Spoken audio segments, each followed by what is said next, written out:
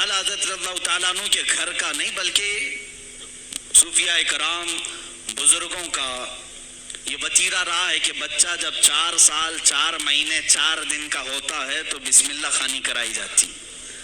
اس رواج کو ہمارے لوگ بھول چکے ہیں.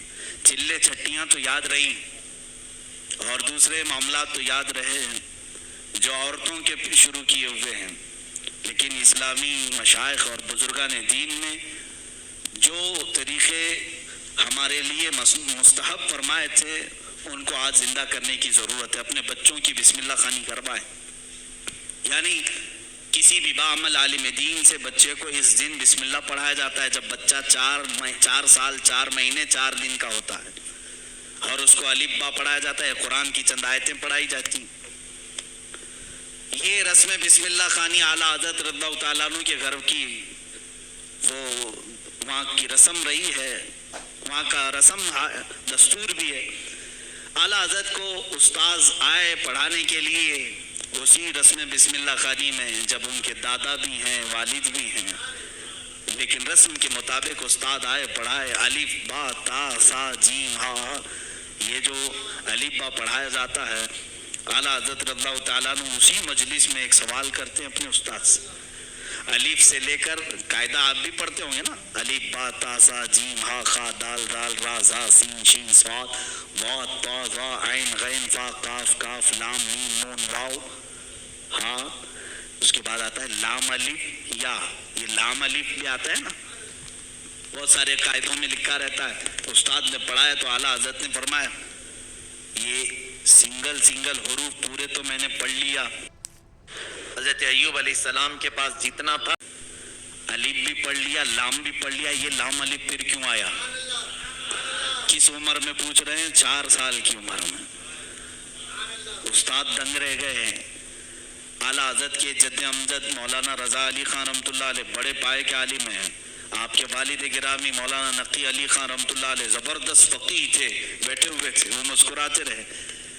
بچے کی تبحر علمی کو دیکھیں. استاد نے کہا بیٹا بات ایسی ہے کہ سنگل حروف پڑھا دیے گئے بچے کو یہ بتانے کے لیے کہ حروف جوڑتے کیسے ہیں، اس لیے قاعدے میں ایک لفظ لکھ دیا جاتا ہے لام الف، یعنی لام الف ملا کر کے کیسے پڑھاتے ہیں اس لیے لکھ دیا جاتا ہے. باقی سب تو سنگل حروف ہوتے ہیں، الف با تا سا جیم ہا.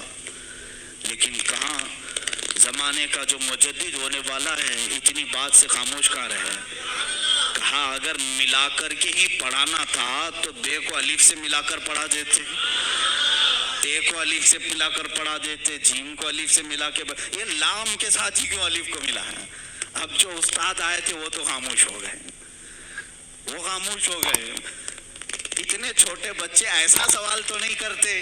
مولانا رضا علی خان رحمۃ اللہ تعالیٰ علیہ جو جد امجد تھے، دادا تھے، انہوں نے سینے سے سر کو لگایا، کہا بیٹا استاد جتنا پڑھائیں اتنا پڑھ لو.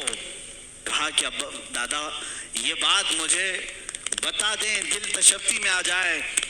مولانا رضا علی خان رحمۃ اللہ علیہ بر وقت فرماتے ہیں بات یہ ہے لام کو الف سے کیوں ملایا، دوسرے حروف سے کیوں نہیں ملایا؟ اس لیے کہ یہ دونوں حروف میں مشابہت بہت زیادہ ہے، یہ دونوں ملتے جلتے ہیں. کس بات میں؟ صورت کے اعتبار سے بھی، سیرت کے اعتبار سے بھی.